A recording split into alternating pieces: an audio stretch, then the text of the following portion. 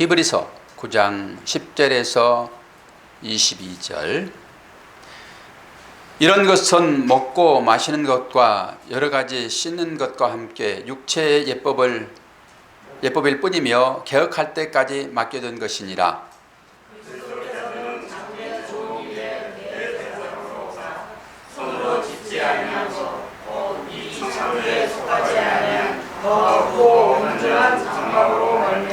염소와 송아지의 피로 하지 아니하고 오직 자기의 피로 영원한 속죄를 이루사 단번에 성소에 들어가셨느니라.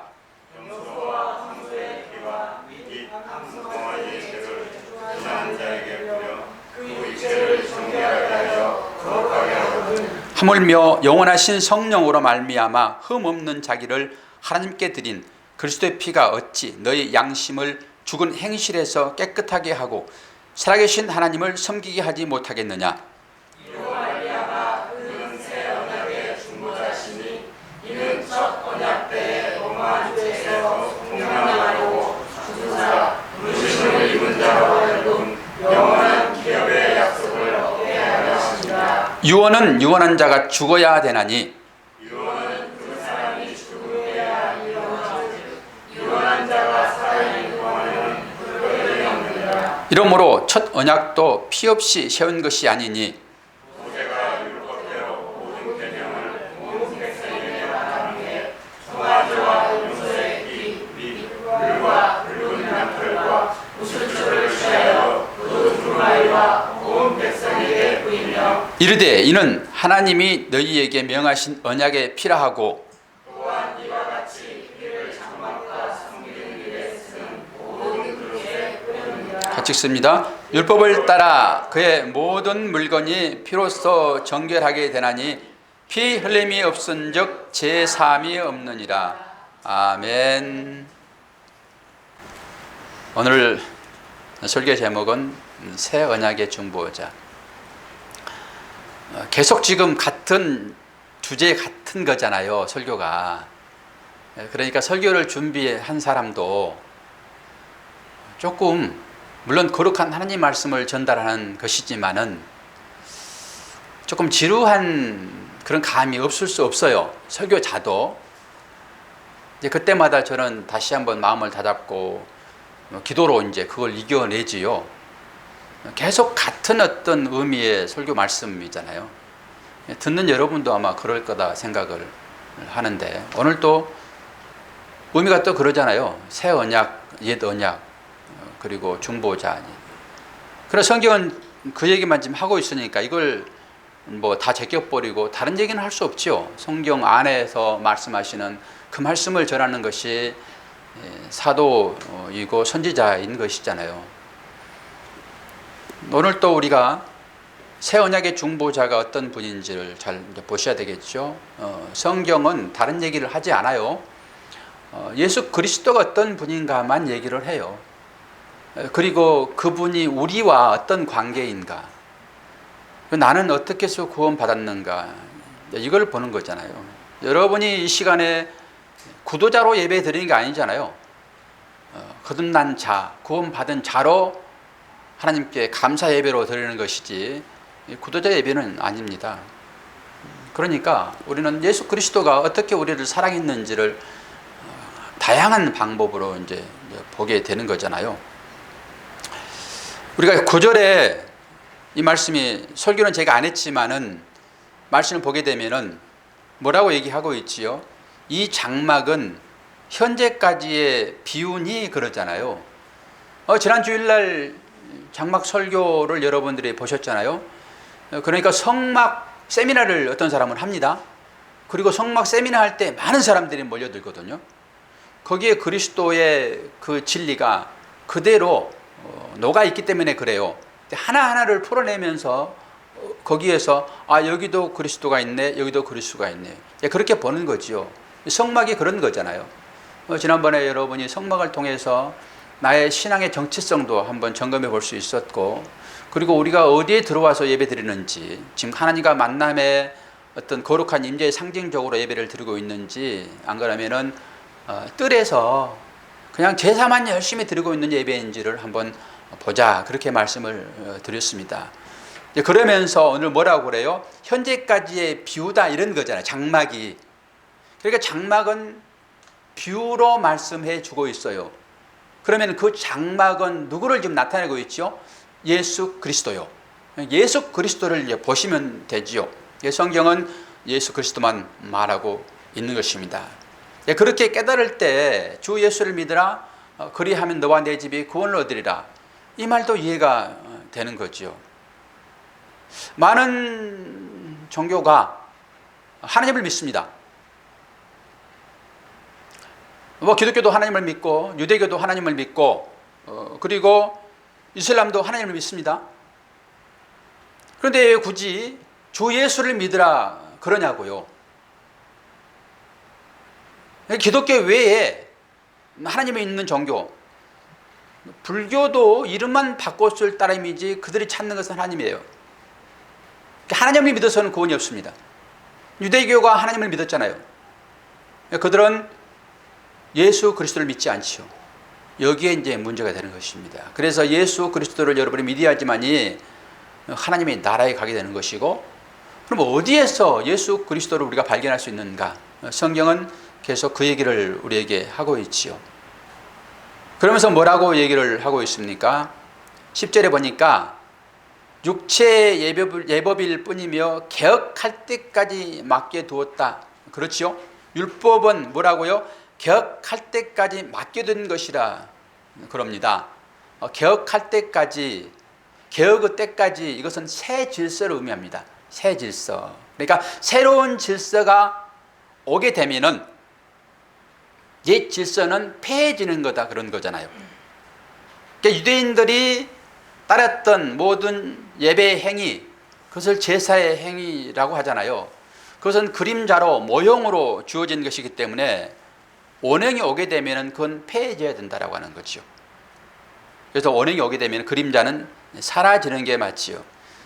이 그림자가 원형이 올 때까지만 필요하다, 이런 것이죠. 그러면서 지금까지의 제사는 염소와 송아지의 피로 드렸다, 그걸 얘기합니다. 그것도 상징이지요. 앞으로 제사를 자신의 피로 드리게 될 예수 그리스도를 상징으로 보여주고 있죠. 그래서 예수께서 오셔가지고 영단번에 십자가의 제물로 모든 제사를 충족시켰습니다. 근데 이 제사는 왜 드려지냐? 당연히 제사함을 얻기 위하여 제사가 드려지잖아요. 제사함. 그러니까 아담으로부터 전수되어진 아담의 죄가 우리한테 전가되어졌죠. 그 죄를 소멸하는 방법, 제사함을 받는 방법은 제사밖에 없어요. 하나님이 제사 제도를 그들에게 주었지요. 이 구약의 제사함의 방법이 이제 민수기에 나타나고 있는데요. 이것을 정결법이라고 부릅니다. 민수기를 한번 볼 텐데요. 민수기 19장에 나와 있습니다. 19장 전체를 보게 되면은 다양한 정결 예식이 나와 있어요. 그러니까 정결하지 못한 어떤 것에 자기가 노출되게 되면은 그것을 해결하는 방법이 거기 쭉 나와 있다고요.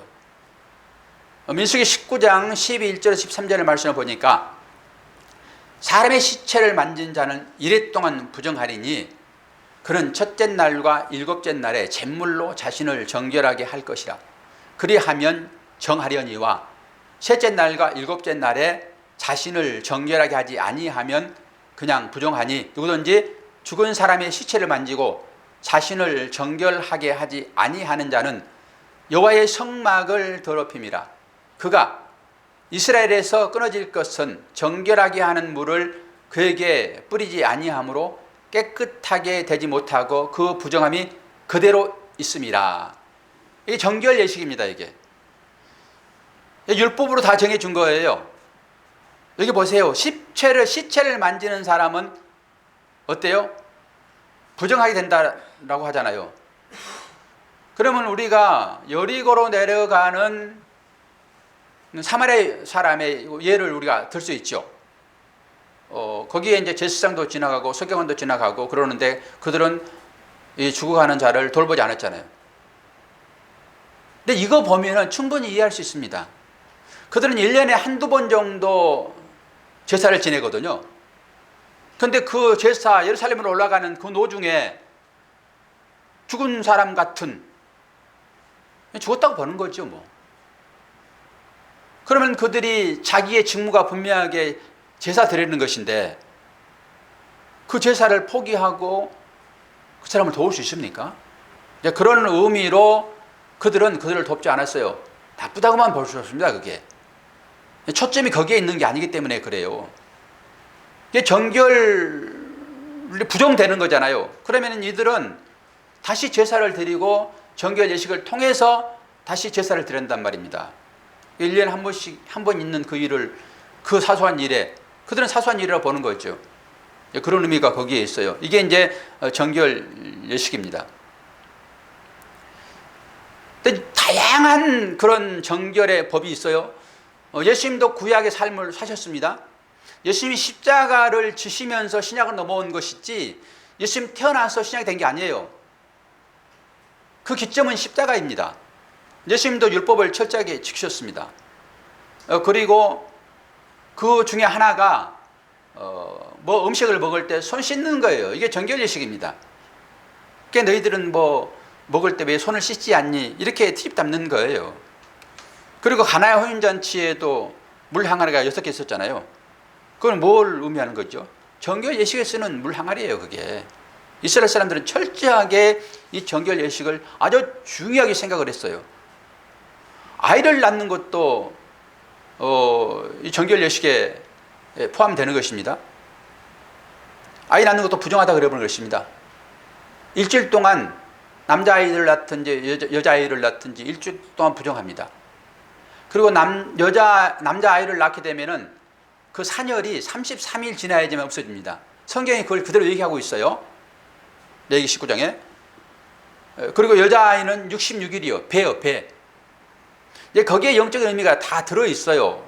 오늘 그걸 다 설명할 수 없습니다. 아이를 낳는 것까지도 이 부정하다라고 성경은 얘기를 해요. 그것은 피와 연결되어 있기 때문에 그래요. 피와.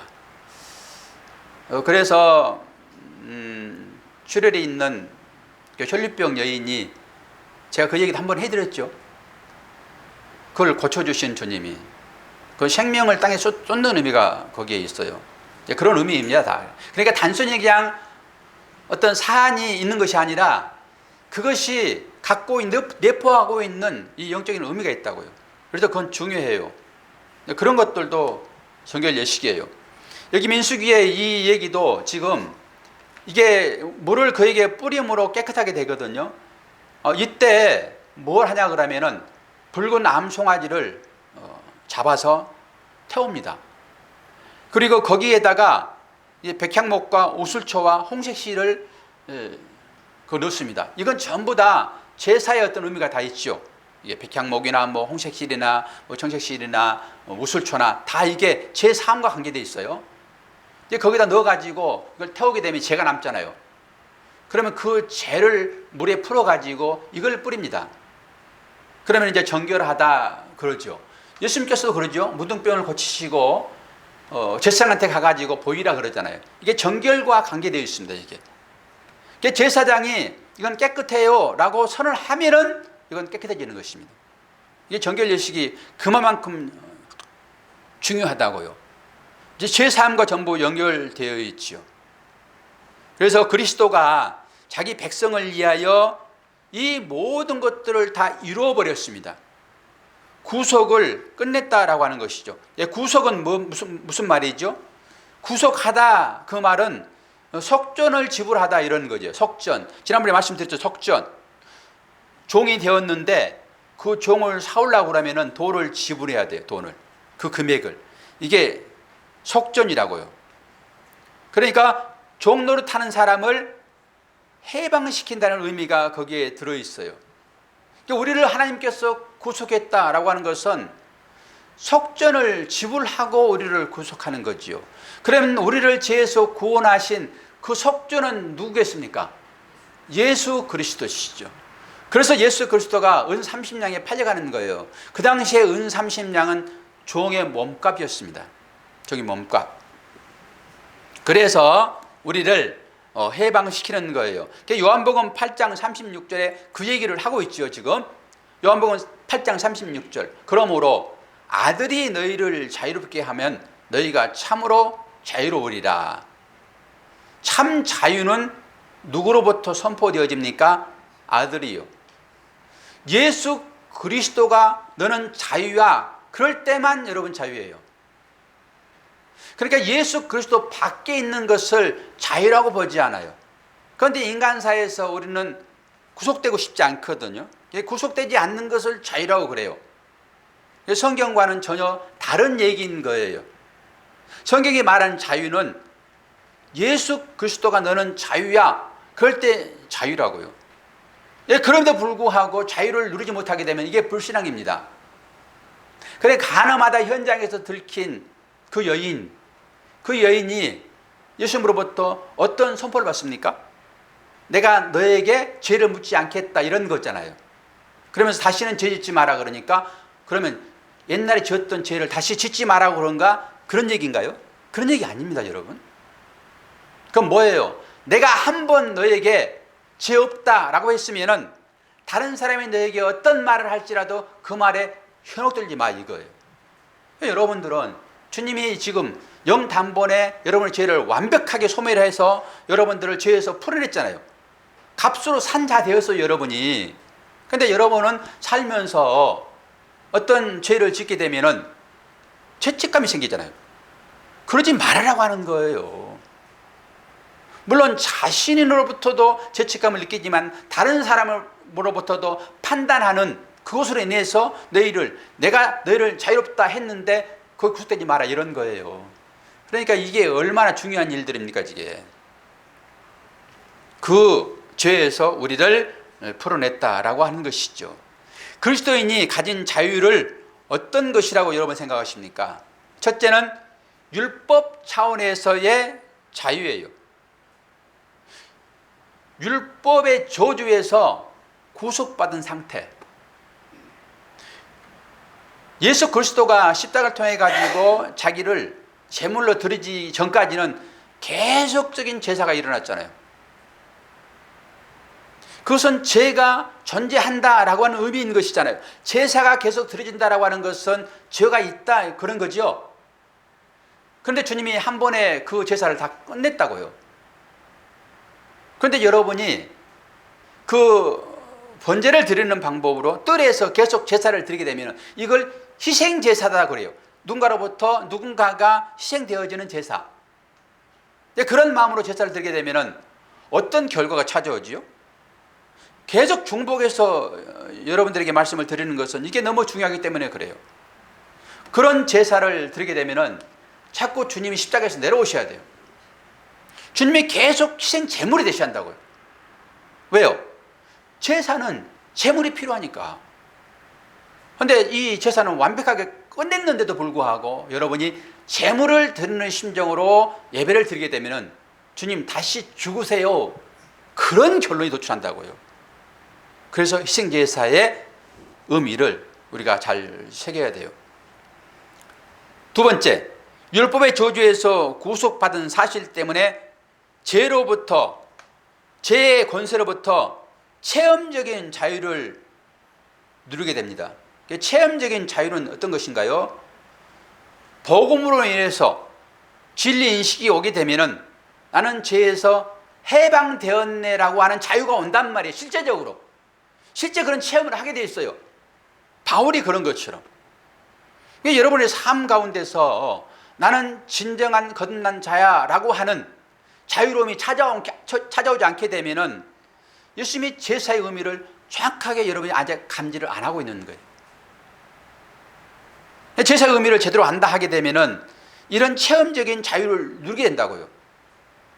그리고 다시는 죄가 자기를 주장하지 못한다라고 하는 이 믿음이 확 들어오는 것입니다. 그래서 히브리서 13장 11절을 볼게요.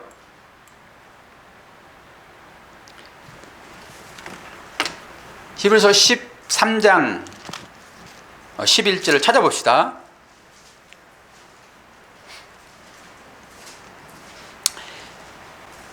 이는 죄를 위한 짐승의 피는 대제사장이 가지고 성소에 들어가고 그 육체는 영문 밖에서 불살라지리라.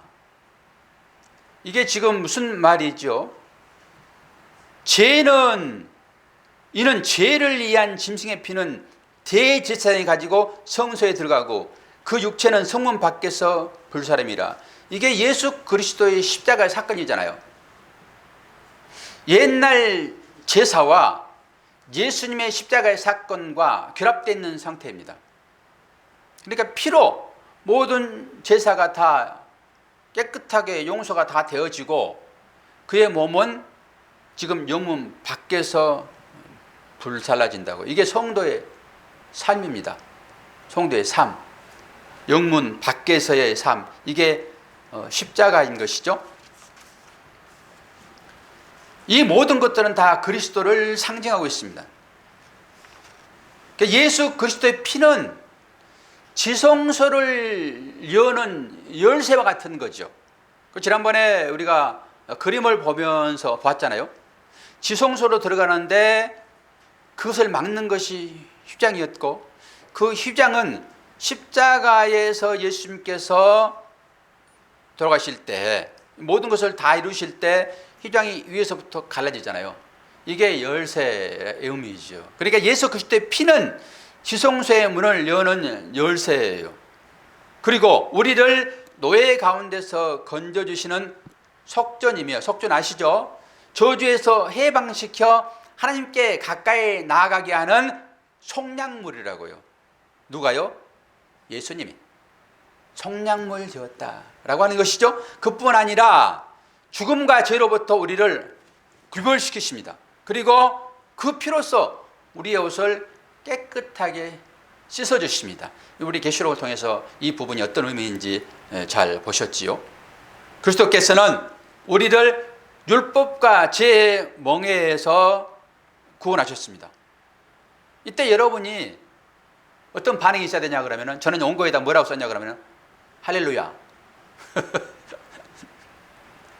그렇게 율법과 은혜, 죄와 죽음, 또 삶과 하나님 나라, 이런 거에 대한 관념이 여러분들한테 확실하게 되어 있으면은 이런 설교를 하고 그리스도께서 우리를 율법과 죄의 멍에에서 구원하셨습니다. 그러면 여러분은 할렐루야 해야 맞는 거예요.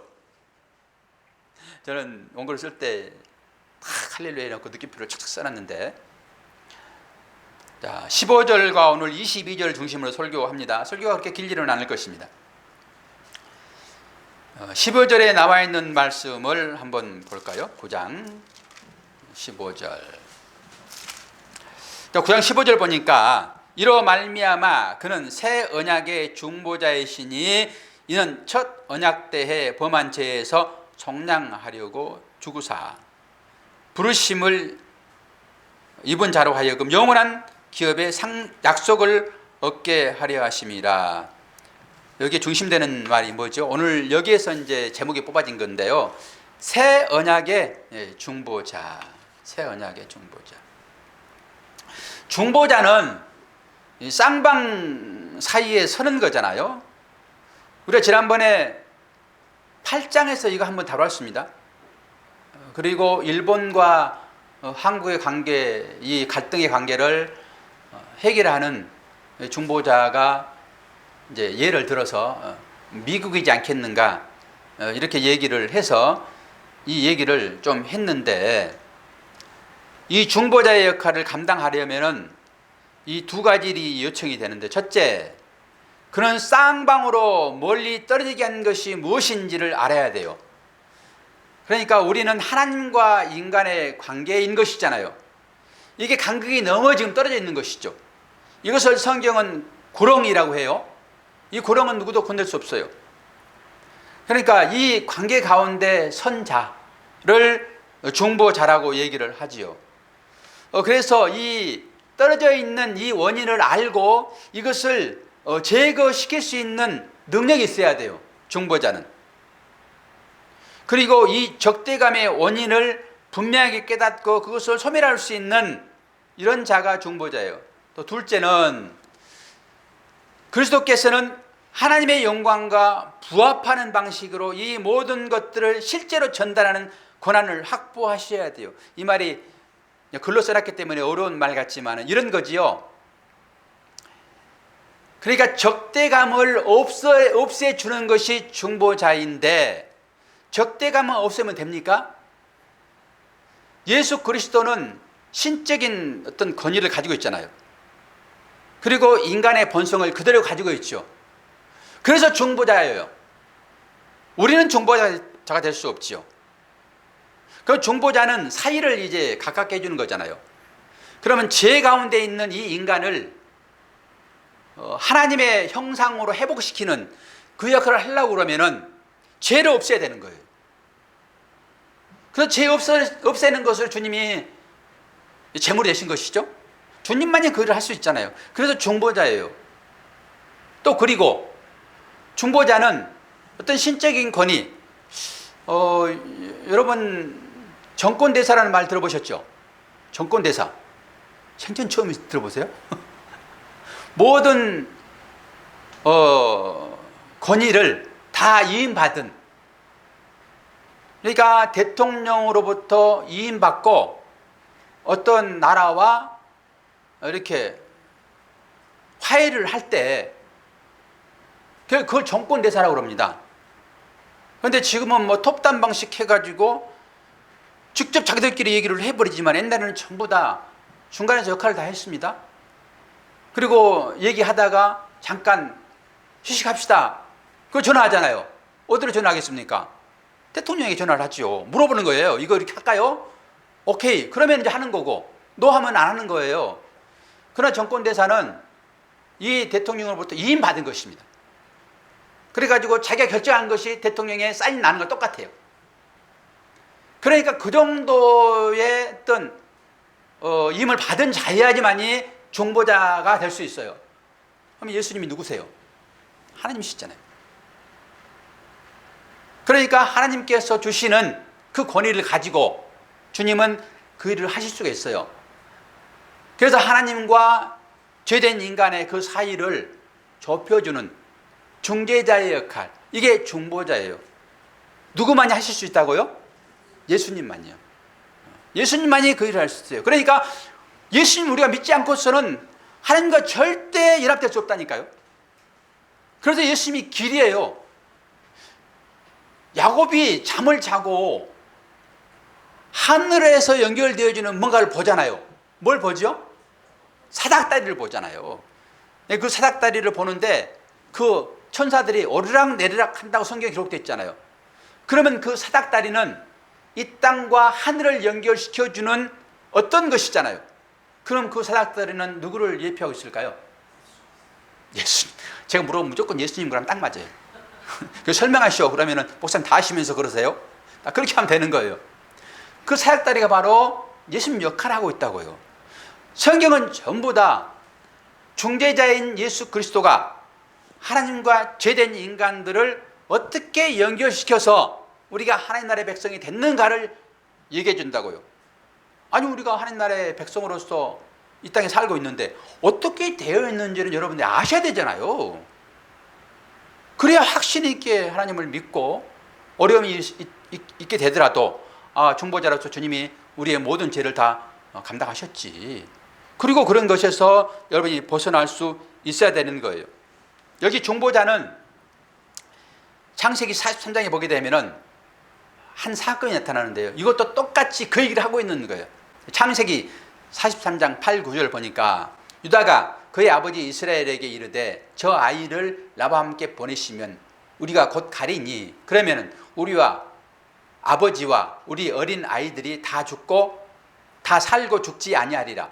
내가 그를 위하여 담보가 되오리니 아버지께서 그 손에서 그를 찾으소서. 내가 만일 그를 아버지께 데려다가 아버지 앞에 두지 아니하면 내가 영원히 죄를 지리이다. 창세기를 알지 못하면 이 말이 무슨 말인지 모르겠죠. 그러니까 성경을 잘 알아야지만 설교가 훨씬 듣기가 쉬워요.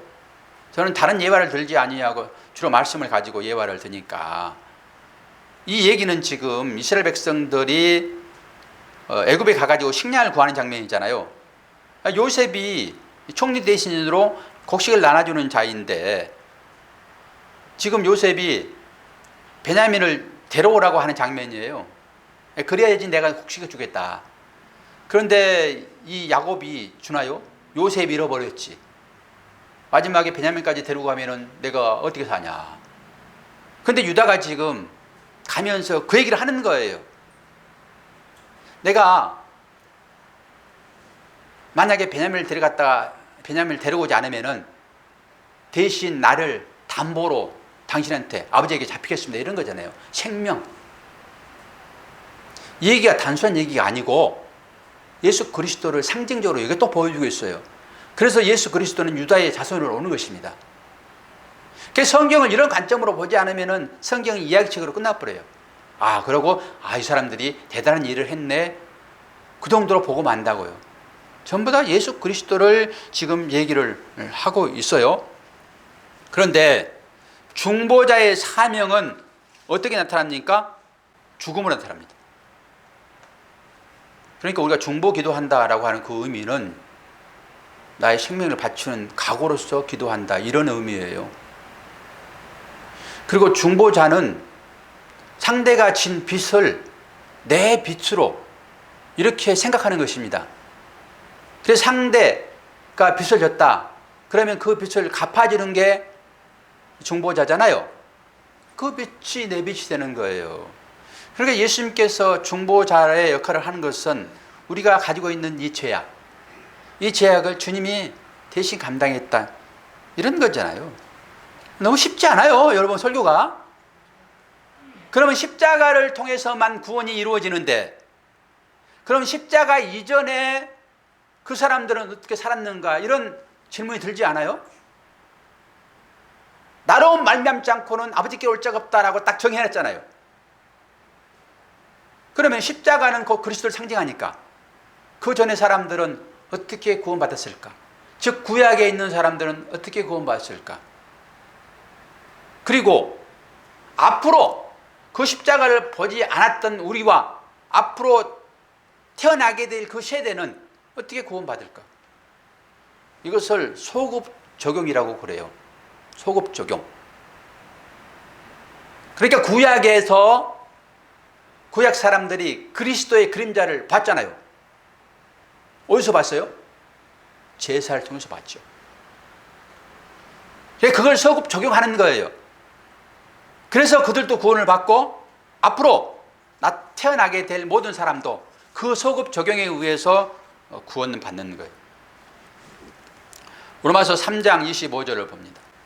이 예수를 하나님이 그의 피로써 믿음으로 말미암는 화목제물로 세우셨으니 이는 하나님께서 길이 참으시는 중에 전에 지은 죄를 간과하심으로 자기의 의로움을 나타내려 하심이라. 전부 다 구약의 제사가 영적으로 분명하게 십자가를 향하고 있다라고 하는 것을 여러분 볼 수 있어야 됩니다. 창세 전에 죽임을 당한 어린 양에 대한 얘기를 여러분 들어보셨을 것입니다. 언제 들어보셨을까요? 요한계시록을 공부하면서 들어봤어요. 창세 전에 죽임을 당한 어린 양. 창세 전에 죽임당한 어린 양이라고요. 이거 하나만 여러분이 분별되어지게 되면은 왜 인간이 죄를 질 수밖에 없는가를 깨닫게 돼요. 선악과는 먹도록 거기다 씌워놓은 거예요. 사람들의 자유의지에 의해서 선악과가 씌워진 것이 아니라. 왜요? 창세전에 예수가 죽었다니까요. 왜 죽어요? 요한계시록 볼까요? 요한계시록 13장 8절. 죽임을 당한 어린 양의 생명책에 창세 이후로 농명되지 못하고 이 땅에 사는 자들은 다 짐승에게 경배하리라. 정해졌습니다. 구원받을 자와 구원받지 못할 자가 정해졌어요. 우리의 자유의지로 그 선악과를 먹고 안 먹고 그러지 않아요. 그러면은 창세전에 십자가가 왜 서요? 왜 예수가 죽어요? 그런 얘기들이에요. 그리스도의 제사는 십자가에서 완벽하게 이루어졌죠.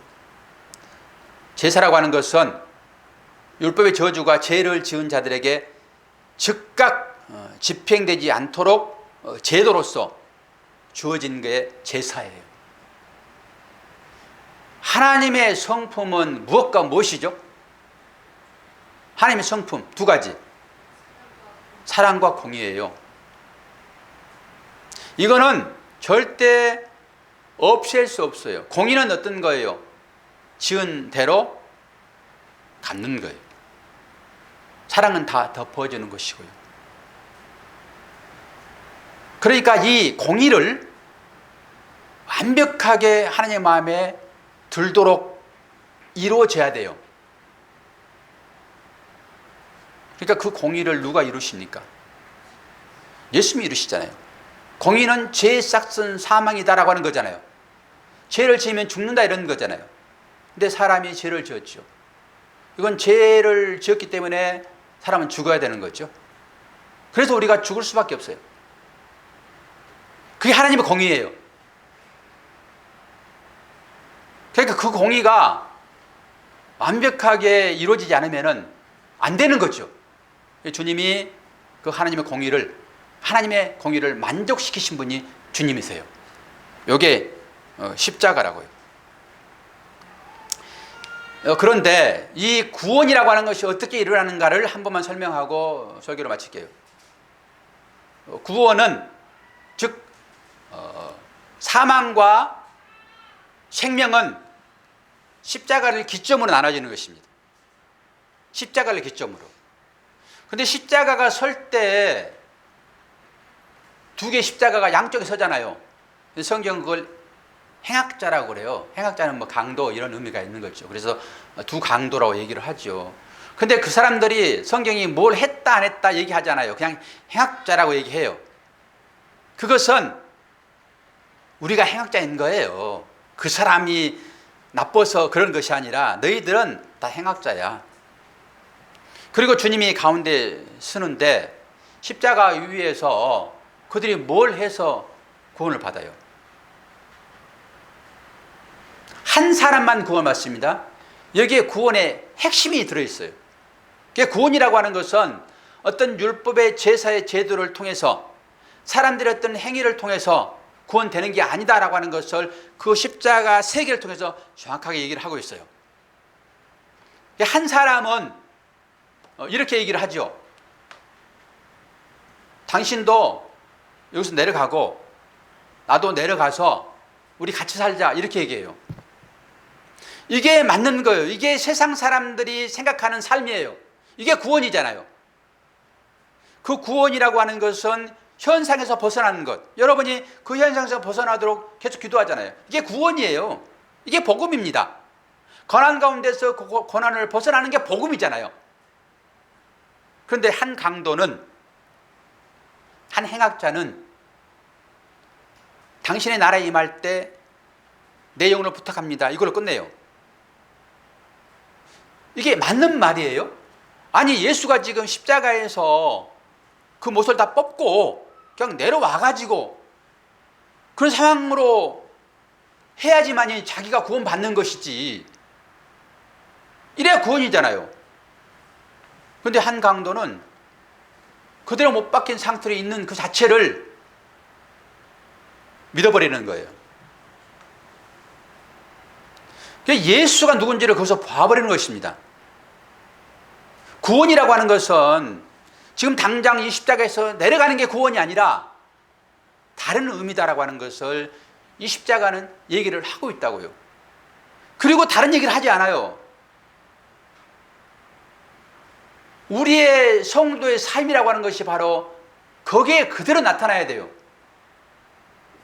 예수는 뭐 천군 천사를 동원해가지고 자기를 죽이려고 하는 사람들을 그냥 장풍을 날려가지고 다 죽이고 자기도 십자가를 벗어버리고 이게 아니라고요. 구원이라고 하는 것은. 구원은 십자가를 진 채로 그대로 사는 거예요. 왜 예수님께서 가시관을 쓰셨는지 아십니까?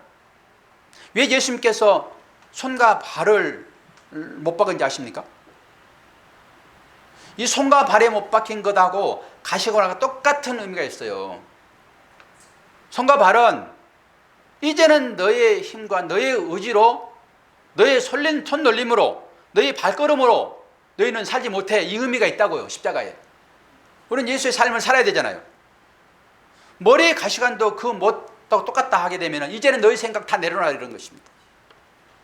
너희 생각 다 내려놓고 나한테 맞춰. 이게 십자가예요. 이게 구원이고 주님이 그 일을 하셨다고요. 이게 중보자예요. 저는 여러분들에게 이걸 한번 묻고 싶습니다. 저는 하나님의 말씀을 전하는 중보자 역할을 지금 하는 거잖아요. 새벽기도 주일날은 제가 사소한 기도를 안 합니다. 사소한 기도를 하게 되면은 뭐 여러분들의 삶을 가지고 기도하는, 이것을 저는 사소한 기도라고 생각을 하고, 그리고 주일날 아침에는 오직 말씀만 바르게 증거하도록 기도해요. 그래서 오늘 또 그런 기도를 했죠. 하나님, 오늘 또 저는 도구가 돼요. 하나님의 말씀을 성언, 그래요. 성언을 인도할, 전해줄 그런 도구로 써주세요.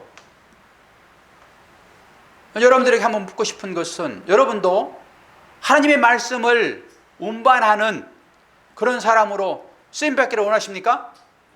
아멘. 효주씨 똑바로 아멘 했어요. 지금 이제 우리가 그런 도구로서 쓰임받는 게 정확한 하나님의 중보자의 삶이에요. 우리가 그 길을 걸어가야 되잖아요.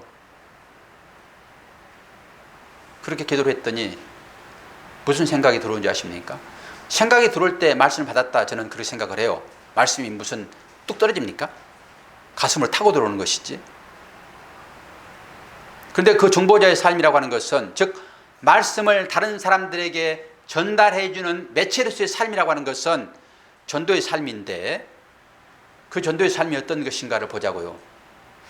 여러분, 벳세메스로 가는 그 전냄새 내는, 그러니까 전나는 송아지가 있는, 애기 젖먹이는 두 송아지. 그 두 송아지가 수레를 끕니다.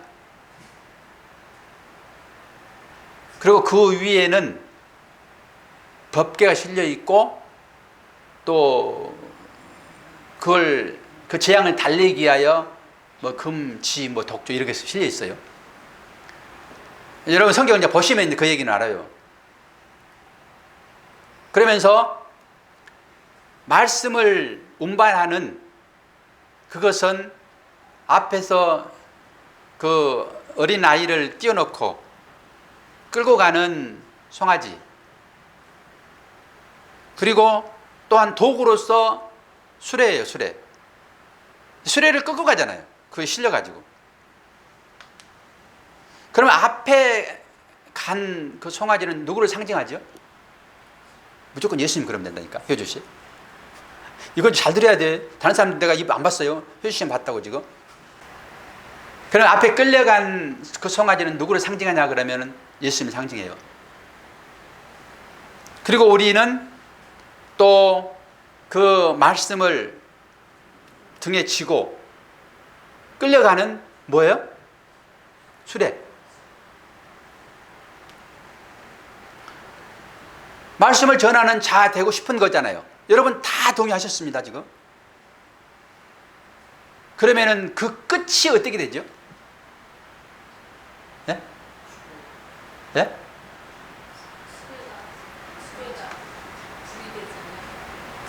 송아지는 번제로 쓰여지고요. 송아지 거의 각되어집니다. 그럼 송아지는 예수라고 그러면 우리가 뭐 성경 말씀을 통해서 다 알잖아요. 아, 그렇게 예수님께서 돌아가시는구나. 할렐루야. 그런데 그 송아지를 태울 나무가, 땔감이 누군지 아세요? 제가 그러면서 가슴이 팍 막혔습니다. 제가 그렇게 도구 되겠습니다. 하나님의 성은, 즉 하나님의 말씀을 운반하는 그런 도구 될게요. 그럴 때 하나님께서 이 생각을 주시는 거예요. 재물을 태우는 그 땔감이야말로 얼마나 귀중한 재료인지 아십니까? 근데 여러분 재물, 아이고 나를 위해서 주님이 돌아가셨으니까 할렐루야. 재물은 그 김재현 집사님이나 해. 재물은 정장 목사님이나 해. 내가 기도할게. 혹시 그런 생각 없으세요? 아침에 주어지는 생각이었습니다.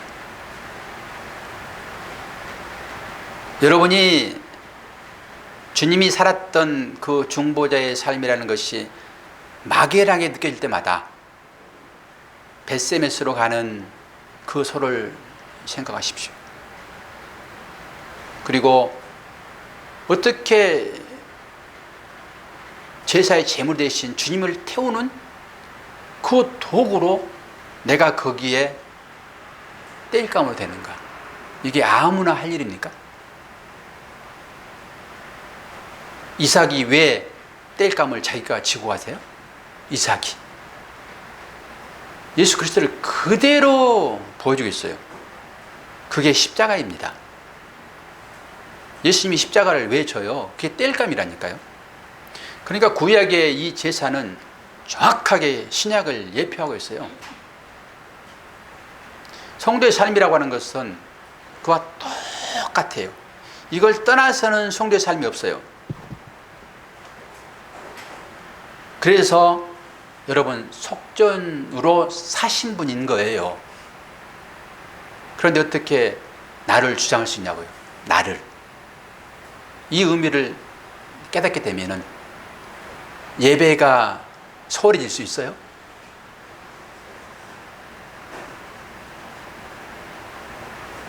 그 의미가 얼마나 중요한지를 알면은, 즉 믿음이 많이 들어오면은 관심이 어디로 향할까요? 주님, 땔감이라도 줬사오니 주님을 태우는 나무가 되게 하소서라고 기도가 자동으로 돼요. 그리고 그것이 삶으로 나타나는데, 제사를 드리는 그 일에 내가 없어서는 태워지지가 않으니까 내가 그 자리를 지키는 자로 가게 되어 있어요.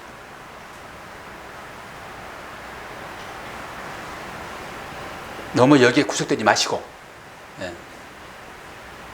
하나님이 믿음 주시면은 감당하시면 돼요. 억지로 하게 되면 그것이 또 율법이 되니까 하나님께서 믿음 주시면은 여러분들은 그 자리로 내려가시기를 바랍니다. 기도하겠습니다. 하나님 아버지, 새 언약의 중보자 되신 주님이 우리의 주님임을 이 시간 고백합니다.